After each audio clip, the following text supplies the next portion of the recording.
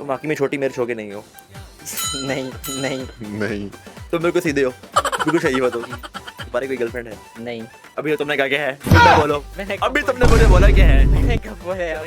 And time में उसने मेरे साथ ऐसे काम किया यहाँ पे गाड़ी में गाड़ी में चढ़ के ये कौन सी वो है यार। मैंने छोड़ दिया, मैंने कहा आई हेट।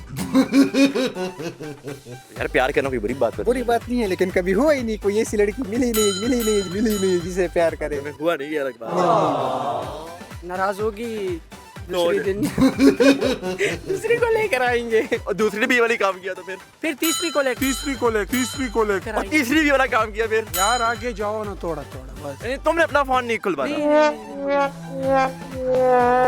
शेर तू एक शेर में इकबाल कहा था ना, कभी अर्श पर कभी फर्श पर कभी उसके दर कभी दर बदर हमें आशिकी तेरा शुक्रिया तूने कहाँ से गुजर कहाँ से गुजार लिया।